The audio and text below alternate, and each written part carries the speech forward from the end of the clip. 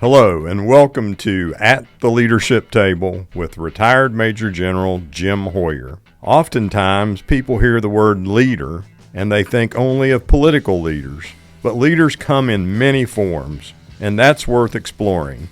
I'm Jim Hoyer, born and raised in West Virginia, a husband, a father, a new grandfather, and a retired military leader, serving for over 40 years in public leadership for our state and nation. Now, the most important mission I have going forward is to educate, motivate, and empower our next generation of leaders. At the leadership table with us today is Dr. Lisa Costello, a great friend, a pediatrician who works across the state of West Virginia. Lisa has been the president of the two major state medical associations, and currently at the national level is the chair of the American Academy of Pediatrics Committee on State Government Affairs. Lisa was a vital part of our success as a state in the response to the pandemic and making sure that we could take care of as many West Virginians as possible, and we greatly appreciate her work there. She was one of our original guests on this program, and Lisa, it's great to have you back at the leadership table. Well, thank you so much, General, for having me, and remain a big fan of the show and the podcast, and looking forward to talking with you today. Great, and so we're going to ask you the same first question we ask all of our guests. Please share with us a standout moment when you learned something really important about leadership. There's so many, and I should recall what I answered last time on this. I'm going to be fresh, and I think for me, leadership is about showing up, and throughout my life, I think I really had this instilled in me from my parents, and seeing my parents show up time and time again. My father was the president of the local baseball association where I played softball. My mom was the director of the local United Way. And for me, leadership, a big part of it is showing up and being there and willing to contribute whatever's needed to help reach the goal. So whether you're behind the podium or in the back of the room, leadership showing up really matters, and learned that a great deal in the pandemic working with the team that you helped lead, where there were so many individuals, some in the spotlight, many behind the scenes, all working towards a common goal, showing up to try to help our state move through what was, generational type event. And we in West Virginia, and because of our resilience and community, were able to move through that. And I think for me, leadership is very much showing up, and those have been standout moments for me based in my childhood and throughout my journey. So last time you were on the show, you were in your role as the head of the State Medical Association, and you were telling us about a program that you worked to help implement that focused on providing leadership training and communications training to physicians. So tell us about the Physician Leads program, where it is today, but first remind our listeners what Leads is and why it's so important. Thanks. So I actually had the opportunity this year to take over as program director of Physician Leads West Virginia, which stands for Leadership, Education, Advancement, and Development Series. Proud to say we're in our fourth class. This was started by my colleague, Dr. Shafiq Shiraz, who is relocated out of state, but when he was president of the West Virginia State Medical Association, and then when I became president, really wanted to see the creation of a program that could bring physicians together from across the state to learn different aspects of leadership. As physicians, we're frequently told we're the leader of the healthcare team, and we very much are. However, as you could experience now, as you have a family member going through medical school, they're learning a lot of information about the human body, how it works, and certainly teamwork is part of that in interprofessional education. However, teaching leadership skills is not one of the aspects really honed in our medical training. And we heard this from physicians, and so that's why we created this program that is going strong with our fourth class, where we have 4 sessions throughout throughout the year and really try to go across the state to give physicians an opportunity to see different aspects of West Virginia, very much modeled after, I know, a program that's been highlighted here at the leadership table, Leadership West Virginia. Mm-hmm. Both of us are alumni. So 4 sessions at different areas across the state where we work on different aspects of leadership, whether that's personal leadership growth, team leadership, and also highlighting different aspects of healthcare that we think it's important for physician leaders to learn. And proud to say that our alumni have gone on to become chief medical officers, director of divisions, and really creating that network of leaders across the state that they can bounce ideas off of one another. And so we're really grateful that we've been able to continue it with partnership that are expanding. So Leadership West Virginia is who we modeled the project after. We have great support from Vandalia Health, Marshall Health, West Virginia State Medical Association, and now also the West Virginia Osteopathic Medical Association. So still going very strong, and we're expanding our cohort where we have participants from everywhere from the northern panhandle to the southern part of the state out east so that they can come together and collaborate through Physician Leads West Virginia. So you have a lot of experience, which I and Dr. Marsh had the benefit of during the pandemic response as a physician leader of a team, as a physician communicator within a team, but also out to the public as well. So tell us a little bit more about why it's so important for a physician to be able to lead not just a team or communicate with their team, but also to be able to lead and communicate in the community. Just yesterday, I was with alumni of our program who was, again, thanking me for connecting him to Dr. Brene Brown, who I became familiar with through a very close colleague and friend of ours, Dr. Julia Frostino, who is one of the leaders really in our program and one of the teachers. And people say how much the information that they gain from those sessions focused on communication really changes their perspective of leadership and really understanding how to use skill sets to improve our communications, to even become a super communicator, because so much of what we do in leadership or in our everyday life, particularly in healthcare, comes down to communication. And I have learned through the time working in the pandemic that communication is a science, and we can learn skills to better work within teams and also better communicate to the public and also in crisis situations. And what skills can we help develop and grow that can help us be more effective leaders through our communication? And that's one of the areas since we've started Physician Leads that has really grown. And when we have alumni come back, they say that that's really one of the parts that they've implemented in their even everyday practice, whether it's they're going into an operating room, they're having a one-on-one discussion with a colleague or an administrator. It's really those communication skills that help them grow in their leadership. And so that's a key aspect of our Physician Leads program. And we're grateful for the collaboration with the Public Interest Communication Research Lab at West Virginia University, all the way down to having their students create our logo, which is still well received and shown throughout our program. So communication, I really could not communicate more how important it is in what I've learned in leadership. And it's really helped transform even how I parent, how I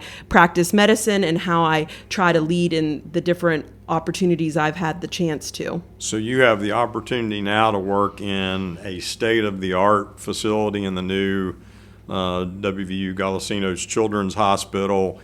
It's a regional hospital, and it's no longer just a state hospital. It's now regional in scope. Do you have a particular example as that opened up and all the things that go on where you leverage the leadership and communication skills to help get you through a period? There's many. Every day I just had the opportunity to care for children in our hospital. Even just the move from where we were prior to the new children's hospital. I happened to be on service, and the teamwork and communication as we went back to that to safely transport children, which we now continue to do if we need to transport children to various parts in our whole healthcare complex, because from the time I came to Morgantown in 2003, when I joked I was invited to walk on to the women's basketball team where I played center guard, center of the bench, guarding the water bottles. From that time to now, just to see the growth of the whole community, but particularly our health sciences campus, including the new children's tower that opened 4 years ago this fall.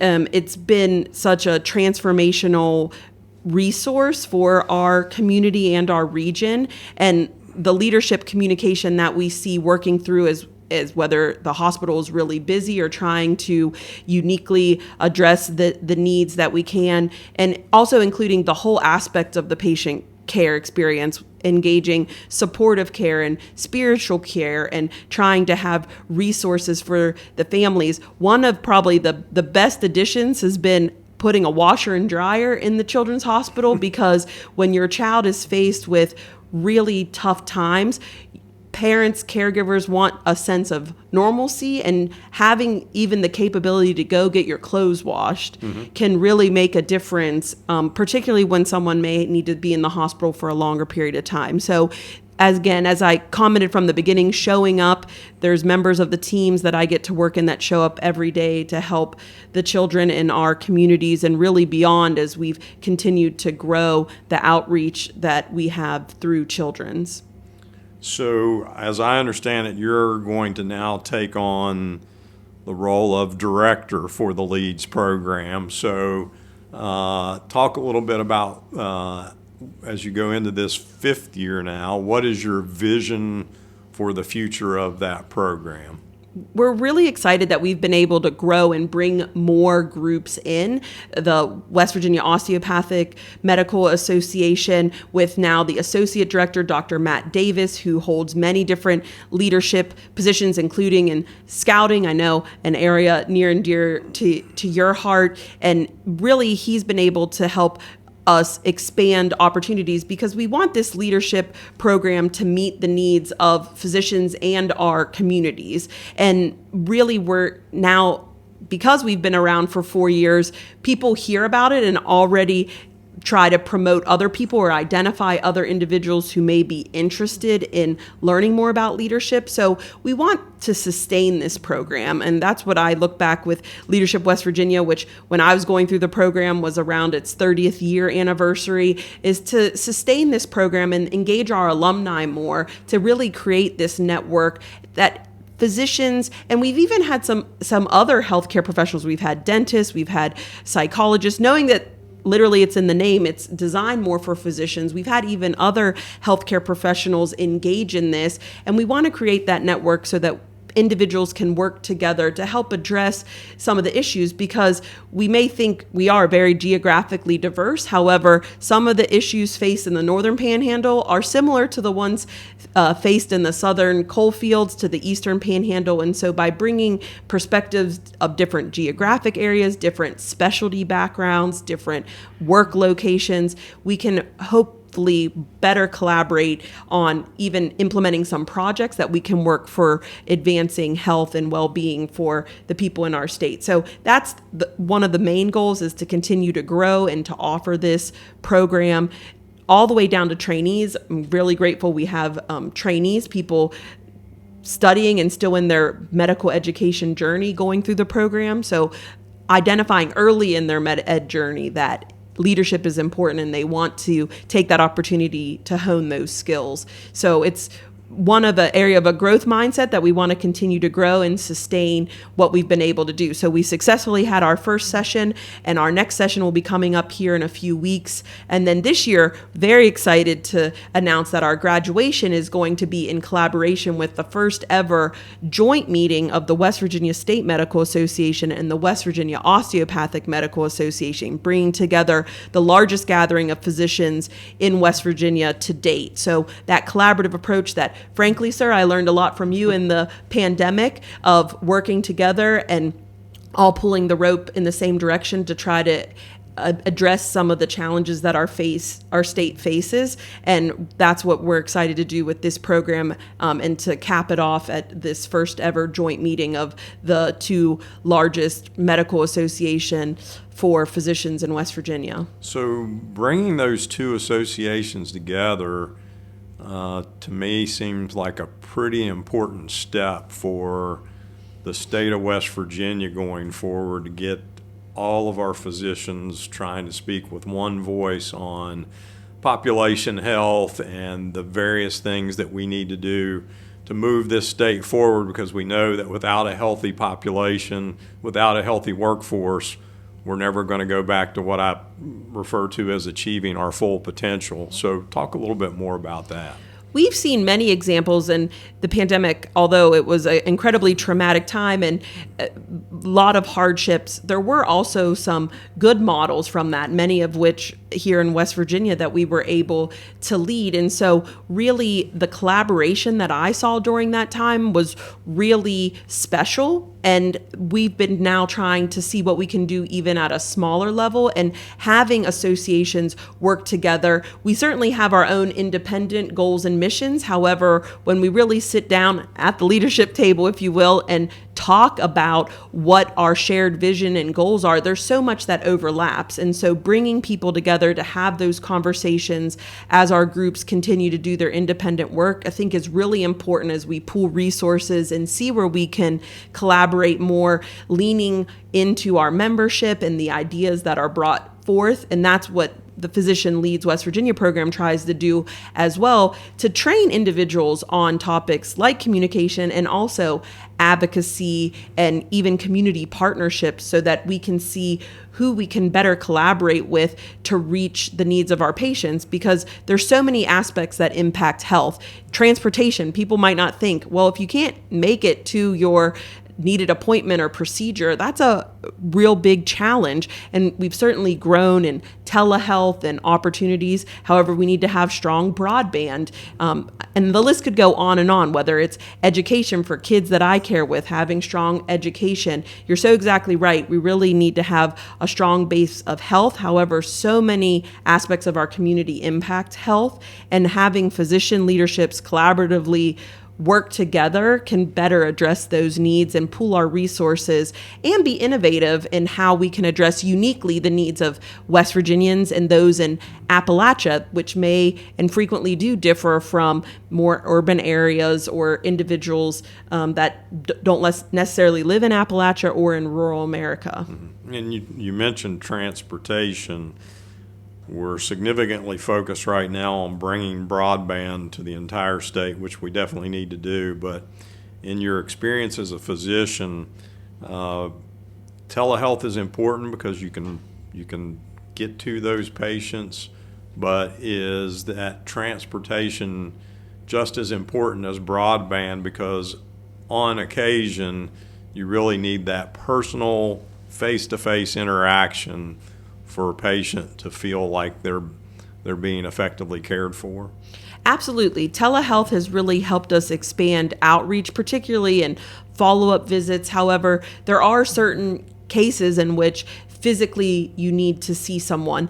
And to the credit of W Medicine and W Medicine Golisano Children's, creating kind of a hub and spoke model, which we did some in the pandemic when we talked about getting resources to different part of the states. So we have different hubs where people can go physically and see a healthcare provider that then is connected through telemedicine to a specialist. So they are seeing someone in person and then also seeing a specialist remotely through telehealth. However, still getting that individual to that location can be a challenge. Or where I work in the hospital settings in different parts across the state, making sure there's transportation home. Perhaps you're transferred to the hospital in an ambulance, your car might be left at the place you came from. So how do you get back to that location? So transportation is really part of even healthcare that maybe sometimes people don't think about. And so telehealth continues to play an important role to expand that outreach. However, we also have to remember that there are certain times that you really do physically need to be there. And we're continuing to look at ways to help expand that access. And so those are things that physicians are engaged in, and there's many different team members looking at that. And it just continues to show all the different aspects that impact even healthcare delivery. And for us, through the Physician Leads West Virginia program, really wanting to have physicians engaged in that, because they're the ones talking to these patients or hearing these challenges that patients face, and we want to help be part of the solution or how we address those challenges. So you and I have had a number of conversations over our work together related to how important family and community were and are to influencing who we've become. You grew up in Weirton, West Virginia. A lot of focus on family, community. You come from a family of proud steel workers who helped build the infrastructure and the backbone of the nation. Reflect a little bit on that and how it's impacted who you are, not just as a person, but also as a physician.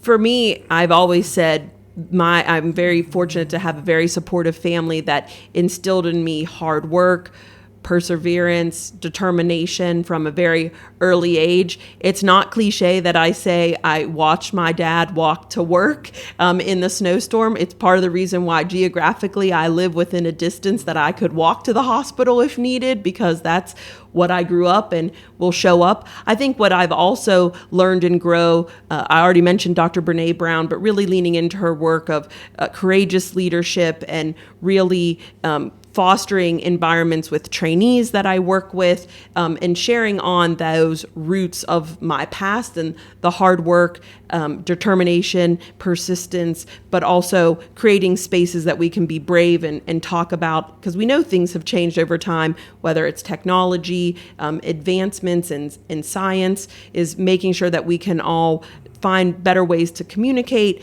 be vulnerable, if you will, and share that.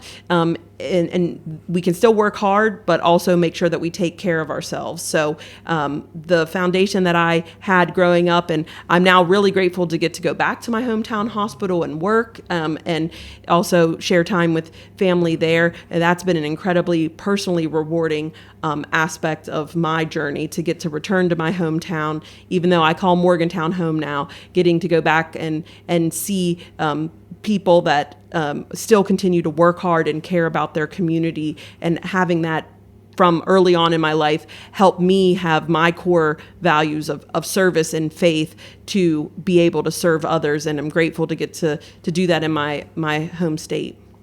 So in my opinion, you're one of the key leaders to help move this state forward to, as I like to say, achieve the full potential, the potential that I saw as a kid growing up in the Kanawha Valley in the 60s and 70s and early 80s. What do you see as the future, and what do you envision you'd like to see as the future of healthcare in West Virginia, and why is healthcare so important to West Virginia achieving its full potential? As I said before, and you mentioned, health is part of every aspect. You can't learn if you have a challenge with your health, and there's so many aspects that go into health. We didn't really touch on nutrition. We touched on some of the other aspects. So health really is impacted. There's so many social drivers of our healthcare. And so I think as we move forward, continuing as a state to address all of those aspects, which I know you've been a big leader in and continue to serve, that's going to be incredibly important so that we can continue to grow. As a pediatrician, I think investing in the youngest among us is really an investment that can lead into the future. I'm proud to be from West Virginia. I'm a proud product of public school system, and now my daughter goes to a Catholic school. And so I get that it's different for everyone. Having those ongoing investments in all the aspects that impact health, and to continue to improve access to healthcare is going to continue to be important, whether that's through telehealth or making sure that we can meet the needs in our communities, particularly as people retire or sometimes move. Are we still able to provide access to those areas where we know people are that could be a little bit more challenging? So I really think addressing those social drivers of health and also coming together and just talking. There's so much information. We talked about the importance of communication, going back to the basics of having conversations, building trust, and being able to really address our needs together and coming up with ideas that can help address some of the challenges that people may have. And really, I think hopefully educating people about the importance of investing in their health, taking time to care for themselves. Again, I grew up in a really hardworking family. It's also important to make sure that people take time for their health, themselves, addressing their health, and we have to continue to make sure there's a healthcare system that is able to meet people where they're at to be able to do that. I know it's exceptionally challenging to balance the roles of mom, physician, and community leader, but I think you do it exceptionally well. And Amy and I, as grandparents, greatly appreciate your leadership to help make the next generation of West Virginia healthy and successful. And we greatly appreciate what you do for West Virginia and our West Virginia communities. And I thank you for joining us at the leadership table today. Well, thank you so much, General, for your impact on my life. And I continue to learn from you. And thanks. I look forward to having ongoing discussions in the future and seeing your future guests here at the leadership table. So thanks so much. Thank you. Thanks for listening. This has been At the Leadership Table with retired Major General Jim Hoyer. Did you know you can now find me on social media at RMG Hoyer? That's HOYER, or email me at rmgjameshoyer@gmail.com.